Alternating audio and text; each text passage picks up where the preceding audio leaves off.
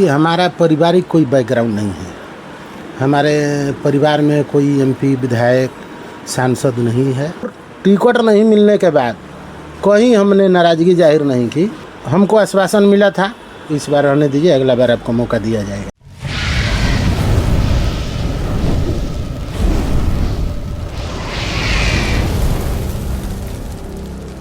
नमस्कार, मैं हूं ब्रजेश और आप देख रहे हैं आपका अपना चैनल जनसागर न्यूज़। बिहार विधानसभा चुनाव महज कुछ ही महीनों का मोहताज रह गया है। सभी दल के नेता, सभी दल के कार्यकर्ता, सभी दल के पदाधिकारी आने वाले चुनाव में अपने अपने दल का प्रचार करने में जुट गए हैं। जो लोग अपने आप को अपने अपने क्षेत्र का प्रत्याशी समझ रहे हैं, वो भी क्षेत्र का दौरा करना शुरू कर चुके हैं, अपनी अपनी दावेदारी पार्टी के समक्ष पेश कर रहे हैं। ऐसे ही एक शख्स हैं हमारे साथ बैठे हुए हैं, करगहर विधानसभा में हम हैं और हमारे साथ बैठे हुए हैं अखिलेश त्रिपाठी जी, जो करगहर विधानसभा से कांग्रेस के लिए अपने आप को संभावित प्रत्याशी होने का दावा करते हैं। क्षेत्र में घूम रहे हैं, लोगों से मिल रहे हैं। सर, सबसे पहले आपका बहुत बहुत स्वागत है हमारे चैनल पे। जी, आपका भी बहुत स्वागत है और आपके सभी दर्शकों को मेरा प्रणाम है। अखिलेश त्रिपाठी एक ऐसा नाम जो पिछले चुनाव से भी ही टिकट की दावेदारी करते हुए नज़र आ रहे हैं, पिछड़ जाते हैं, क्या कारण है? क्या कोई खेल कर देता है बीच में? पिछड़ने के पीछे हमको समझ में आता है कि एक कारण है कि हमारा पारिवारिक कोई बैकग्राउंड नहीं है। हमारे परिवार में कोई एमपी विधायक सांसद नहीं है और इसी वजह से हम पिछड़ गए। हमारा अपना ही जो है, अपना ज़मीन पर जो भी हम काम किए हैं, जो भी है हमारा अपना वजूद है। लोग हमको जानते हैं। बहुत सारे लोग ऐसे भी हैं जो हमको सिर्फ जानते हैं, वो हमारा कोई परिचय नहीं जानते हैं। वो नहीं जानते हैं कि हमारा घर कहाँ है, हमारे पिताजी का क्या नाम है, हमारे दादाजी का क्या नाम है, लेकिन हमसे काफ़ी क्लोज हैं। तो कहीं ना कहीं यही एक कारण है कि मतलब आप जी। कहा जा रहा है कि सीटिंग सीट है कांग्रेस का, फिर आपको कांग्रेस यहाँ से क्यों उम्मीदवार बनाएगी? हम पार्टी के कार्यकर्ता हैं। 2020 में हम टिकट मांग रहे थे दल में, टिकट हमको नहीं मिला। काफ़ी सक्रियता देखने को मिली थी आपको? वो सब आप लोग जानते हैं, पूरा जिला के लोग, पूरा विधानसभा के लोग जानते हैं मेरे बारे में। अभी चुनाव आया है, इस वजह से मैं लोगों के बीच में नहीं हूँ, बल्कि चुनाव ख़त्म हुआ, पार्टी के विधायक बने, उसके अगला रोज़ से ही मैं फिर से लोगों के बीच में बना रहा। और टिकट नहीं मिलने के बाद कहीं हमने नाराज़गी जाहिर नहीं की और दल के साथ बना रहा। आज के समय में नेता सिर्फ टिकट के लिए दल में रहते हैं। टिकट मिला तो ठीक है, नहीं मिला तो दूसरे दल में चले जाएंगे। लेकिन हम लोग अपने नेता राहुल गांधी जी के साथ पूरी मजबूती से, उनके विचारधारा के साथ, उनके दल के साथ हम लोग पूरी मजबूती के साथ हम लोग हैं और आगे भी मजबूती के साथ हम लोग रहेंगे। क्या लगता है इस बार करगहर विधानसभा का समीकरण क्या होगा? समीकरण वही है। समीकरण इस बार भी कोई बदलने वाला नहीं है। अच्छा। हाँ, जो पूर्व में समीकरण था वही समीकरण है, वही प्रत्याशी रहेंगे इस बार भी। जो एनडीए और हाँ बाकी जगह जिस दल का भी रहा उसी दल से होगा। और हमको आश्वासन मिला था 20 में, हमको आश्वासन मिला था कि नहीं इस बार रहने दीजिए, अगला बार आपको मौका दिया जाएगा। संभावित प्रत्याशी हैं आप करगहर से, एक ऐसे जाति से आते हैं जिसका अच्छा खासा वोट बैंक है यहाँ जी। इस बार करगहर का जातीय समीकरण क्या होगा? हमारे साथ सब लोग जानते हैं, दल के भी लोग जानते हैं, बड़े नेता भी जानते हैं दल के, और विधानसभा के लोग भी जानते हैं कि मैं किसी जाति में विश्वास नहीं रखता। मैं हमेशा से, हमारा पूरा परिवार का एक इतिहास रहा है कि हम लोग कभी भी भेदभाव, ऊंच नीच, छुआछूत की राजनीति में हम लोग विश्वास नहीं करते हैं। सबको हम लोग अपनापन देते हैं। तो हमारे परिवार के लोगों को भी पूरे समाज का प्यार और अपनापन मिलते रहा है और हमको भी मिलेगा। अगर मौका मिलेगा तो हमको भी पूरे समाज का पार्टी स्तर पर अप्लाई किया जाता था। अब तो कांग्रेस पार्टी ने बाकायदा एक QR कोड जारी कर दिया है कि जो भी संभावित प्रत्याशी बनना चाहते हैं, जिनको भी चुनाव लड़ने की इच्छा है, वो QR कोड पर फॉर्म अप्लाई करें और फिर उनके ऊपर पार्टी अपना निर्णय लेगी। क्या अखिलेश त्रिपाठी ने वो QR कोड भर दिया? हाँ हाँ बिल्कुल। पार्टी के तरफ से कोई भी काम आता है तो कोई सोचता है उससे पहले हम कर लेते हैं, पहले रेस में पहले से कर लेते हैं। पार्टी का जो भी QR कोड स्कैन करने के बाद जो भी उसमें आ रहा है कि ये भरना है आपको, ये आप किए हैं तो उसका फ़ोटो डालिए, वीडियो डालिए, फेसबुक फॉलोअर डालिए, इंस्टाग्राम के फॉलोअर की संख्या डालिए, लिंक डालिए। तो वो सब चीज़ पहले से था मेरे पास। और अभी लगातार अभी तो 4 महीना और अभी फील्ड में रहना है, इसके बाद ना टिकट। अभी तो दल को मजबूत करना है। अभी हम लोग संगठन विस्तार में लगे हुए हैं। पार्टी के तरफ से माई बहन मान योजना का घोषणा किया गया है कि महागठबंधन की सरकार बनेगी तो 2500 प्रत्येक महीना मिलेगा। अभी आपको ये पेंशन है, पेंशन भी काफ़ी कम मिलता है बिहार में और राज्यों की अपेक्षा। तो हमारे यहाँ भी पेंशन बढ़ाने का 2000 महीना करने का प्रस्ताव है। अभी आप जिस योजना की बात कर रहे थे, इस पे विवाद खड़ा हो गया था कि ये राजद का एजेंडा था, कांग्रेस ने उसका थोड़ा सा नामकरण अलग कर दिया। नाम वही है। हाँ। पूरे महागठबंधन के दल 6 दल है हम लोग के साथ, और 6 दल के कार्यकर्ता, सबका नाम एक ही है, माई बहन मान योजना। और उसी के तहत सारे लोग प्रचार करते हैं। हम लोग का वो क्या कहते हैं, हम लोग का जॉइंट एजेंडा है एक तरीके से, कि कोई भी कार्यक्रम है तो उसको मिलजुल कर करना है, एक साथ करना है। पेंशन की बात आई थी, 400 पेंशन मिलता है यहाँ के बुजुर्गों को। हाँ। क्या इससे उनकी भरपाई, उनका भरण पोषण हो जाए? कुछ नहीं। मोदी जी 80 करोड़ लोगों को कहते हैं कि 5 किलो राशन देते हैं। धरातल पे जाइएगा तो 4 किलो राशन मिलता है, 1 किलो उसमें से चोरी हो जाता है। तो ये सब हवाई बातें हैं। मोदी जी के राशन से, 5 किलो के राशन से किसी का गुजारा नहीं होता है। इतना महंगाई में 400 रुपया क्या है आज के समय में। थोड़ा सा हम इस विधानसभा में आ जाते हैं। आप ही के दल के मौजूदा विधायक हैं यहाँ, उनके कार्यकाल से कितना संतुष्ट हैं आप? कुछ उनके अच्छे काम बता दीजिए, या अगर संतुष्ट नहीं है तो कुछ अच्छा काम तो अब हम तो मान लीजिए दल का एक दायरा होता है। नहीं, बहुत काफ़ी बार आप दोनों को एक मंच पर देखा भी गया है। पहले कहा जाता था कि नाराज़गी है, लेकिन बहुत बार मंच साझा किया गया, जिससे जनता का भ्रम जो है वो दूर हो गया था। मंच साझा कोई दूसरा मंच साझा नहीं किए हैं, नहीं, मंच साझा पार्टी के किए हैं। तो हम भी उसी दल में हैं, और एक दल में हैं तो निश्चित तौर पे कहीं ना कहीं से भेंट मुलाकात होगी, आमना सामना होगा। और हमारे और उनके बीच में संवादहीनता नहीं है, कोई व्यक्तिगत लड़ाई नहीं है। हम दल के कार्यकर्ता हैं, मेहनत करते हैं।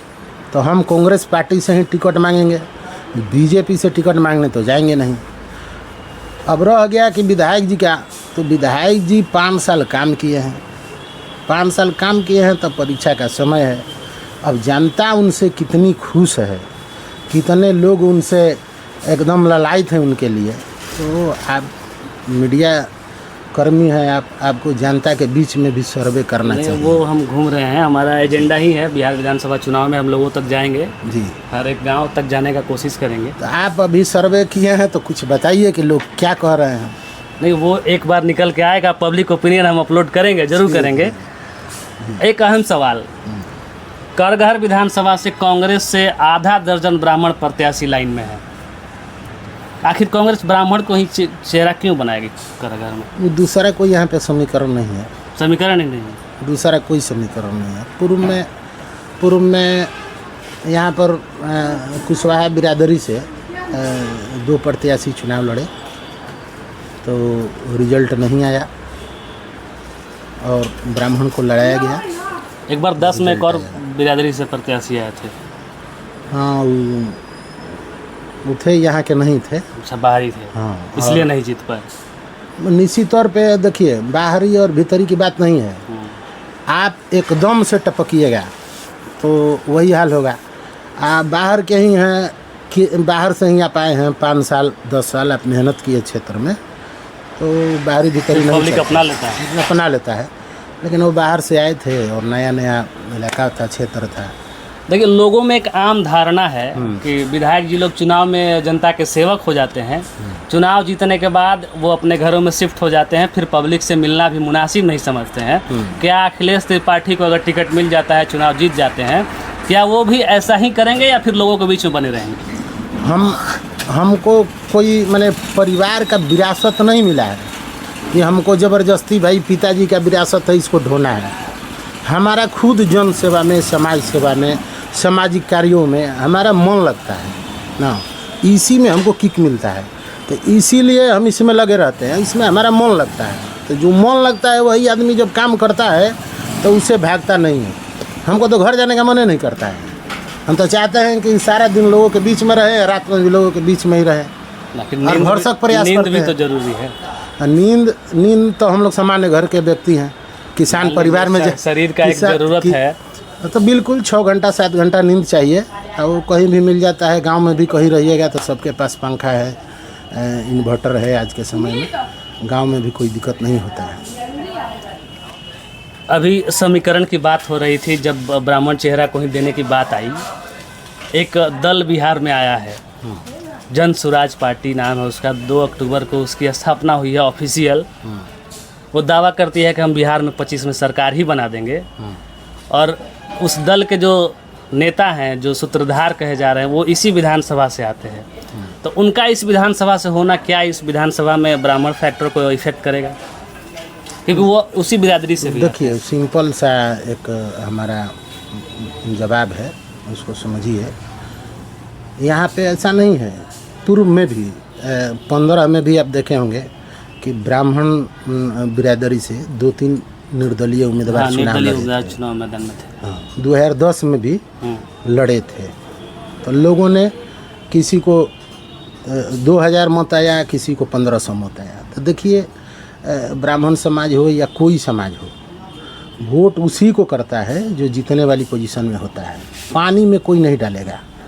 तो यहाँ पर तो लड़ाई आमने सामने की लड़ाई है, दाएं बाएं कहीं कुछ नहीं है। कल मोदी जी आए थे रोहतास में। हाँ, भाजपा वाले लोग कह रहे हैं कि बहुत बड़ा सौगात 50,000 करोड़ दे के चले गए रोहतास को। एक बार आरा में भी आए थे। हाँ। तो पूरा बिहार का बोली लगा करके गए थे। 1.25 लाख करोड़ का। आज तक उस पैसे का कहीं कुछ पता नहीं चला।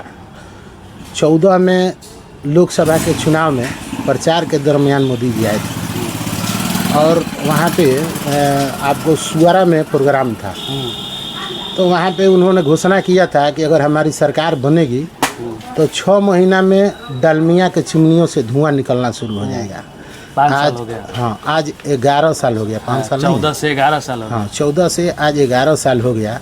और पूरे हम लोग ज़िले के लोग डालमिया के चिमनियों को देखते रहे, आज तक देखते रहे। धुआं नहीं निकला। धुआं नहीं निकला। हमारे यहाँ काफ़ी उद्योग था हमारे ज़िले में। हाँ। आपको रोहतास में जाइएगा, सीमेंट फैक्ट्री था, गन्ना का भी था, डंडा भी बंजारी सीमेंट कारखाना हमारे यहाँ है। इसके बाद में आपको अमझोर एक जगह था, तो वहाँ पे पीपीसीएल का उर्वरक बनता था, सोन गंगा फास्फेट बनता था वहाँ पे। तो उसको बंद कर दिया गया, बंजारी बंद होने के कगार पर है। डालमिया बहुत बड़ा फैक्ट्री था, बहुत सारा उसमें डालडा बनता था, बहुत सारा सामान वहाँ पे बनता था, और बहुत बड़ा उसका कैंपस है, और बहुत सारे लोगों को रोज़गार मिला था। लेकिन मोदी जी के 11 साल में वो भी नहीं हो पाया। तो मोदी जी चुनाव अभी आ गया है, तो मोदी जी का आना जाना लगा रहेगा। लेकिन जनता समझदार है। हाँ, जनता अब समझदार हो गई है। जनता जान गई है मोदी जी को कि मोदी जी सिर्फ बिहार में आएंगे तो वोट के लिए आते हैं, और गुजरात जाते हैं तो वहाँ पर आईटी हब बनाने का प्लान करते हैं, वहाँ की जीडीपी बढ़ाने की बात करते हैं। इसी में प्रशांत किशोर का एक स्टेटमेंट आया था कि मोदी जी खाली यहाँ रेल देते हैं ताकि यहाँ का बचवा लोग जो है वो ट्रेन में भर भर के वहाँ जाए, गुजरात की कंपनी में काम करे। बिल्कुल बिल्कुल। ये हम लोग की सरकार 90 में हम लोग की सरकार गई, और उसके बाद से बिहार एक लेबर फैक्ट्री बन गया है। सिर्फ मजदूर प्लान। जी, लेबर फैक्ट्री बन गया है। कभी महाराष्ट्र में जाते हैं तो बिहारी के नाम पर पिटाते हैं, कभी गुजरात जाते हैं तो वहाँ पर बिहारी के नाम पर पिटाना है। और बाकी सब नेता सब यहाँ पर आता है सिर्फ वोट के लिए, जात के नाम पर, धर्म के नाम पर, मजहब के नाम पर वोट ले लेना। हमारे यहाँ बिहार में 28 गो चीनी मिल था और हमको लगता है कि देश का 27% चीनी का उत्पादन हम लोग के यहाँ बिहार में होता था। आज क्या है, आज 2% सिर्फ चीनी का उत्पादन होता है। अभी आपको याद होगा मनमोहन सिंह 14 से पहले जब देश के प्रधानमंत्री थे, आपको बाढ़ बख्तियारपुर में थर्मल पावर लगा बिजली उत्पादन के लिए, नबीनगर में लगा, आपको चौसा में लगा, सब मनमोहन सिंह करके गए। बिहार सरकार के तरफ से मात्र 20 मेगावाट का बिजली उत्पादन किया जाता है, बाकी सब मनमोहन सिंह का ही किया हुआ है। और उसी में जो बिहार का हक अधिकार है, कुछ कितना मेगावाट है हमको एक्चुअल में जानकारी नहीं है, वही मिलता है। अब बाकी बिजली खरीद करके आती है। तो हर मामला में बिहार पीछे गया है। हर चीज़ में देखिए तो बिहार पीछे गया है। बेरोजगारी तो मैंने पूरा देश जानता है कि मैंने बिहार में बेरोजगारी क्या है। गरीबी के मामले में देखिएगा तो पूरा मैंने देश में सबसे गरीब राज्य है। प्रति व्यक्ति आय में देखिएगा तो सबसे मिनिमम अंतिम पायदान पर हम लोग हैं। तो जब तक कांग्रेस की सरकार थी, हर मामले में बिहार 1 नंबर पर था। मतलब इस बार महागठबंधन की सरकार बिहार में बन रही है? हाँ, तो 25 में अब नीतीश जी का कोई संभावना नहीं है, जनता एकदम उब गई है। नीतीश जी तो पिछली बार कहे थे कि इस बार आखिरी बार है, फिर भी इस बार फिर चले आए। तो इस बार जनता आखिरी बार कह रही है, करिए कि जनता ही उसको इस बार आखिरी बना देगी। चलिए, जनता ही इस बार नीतीश कुमार का आखिरी बार समझ रही है। हमारे साथ अखिलेश त्रिपाठी जी थे, जो करघर से कांग्रेस के संभावित प्रत्याशी भी हैं। हम आपको ऐसे ही तमाम खबरों से रूबरू कराते रहेंगे।